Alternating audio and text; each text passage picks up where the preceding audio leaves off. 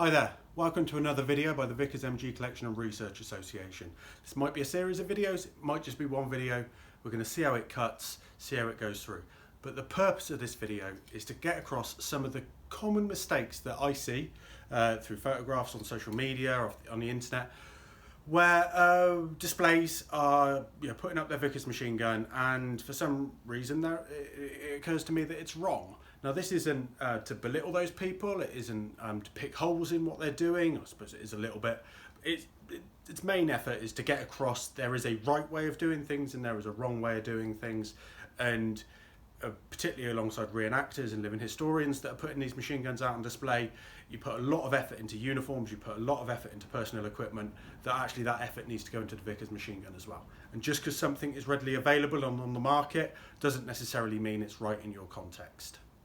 Equally, we've all got bits of equipment that we like to display, and some of those are really nice special pieces of equipment, but not everything for the Vickers machine gun was used throughout this whole period. Most people will recognise your First World War and Second World War differences, but there's also massive differences between British equipment and Australian equipment. And in some ways, sadly, the majority of collectibles on the market relating to the Vickers machine gun have been sourced from Australia. It did so in the early 90s when Wright and Arms imported all of the Australian military forces reserve stock into the UK. So that flooded the market. It's made that much more readily available, that stuff much more readily available.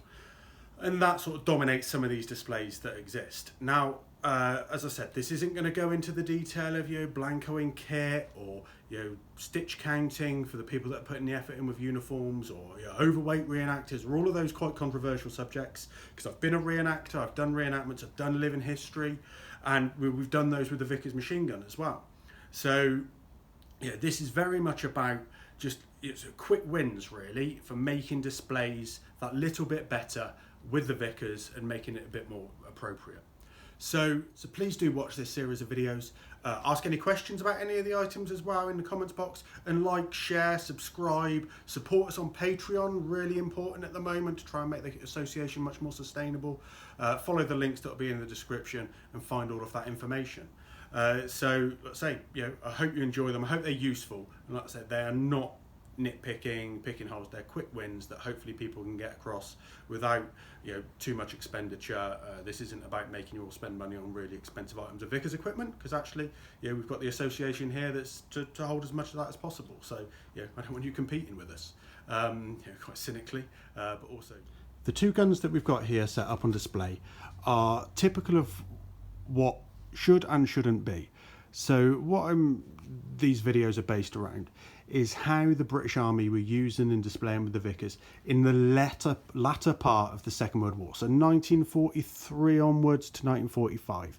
And it's really sort of difficult to actually see quite fundamentally, see a good one out on display at the moment.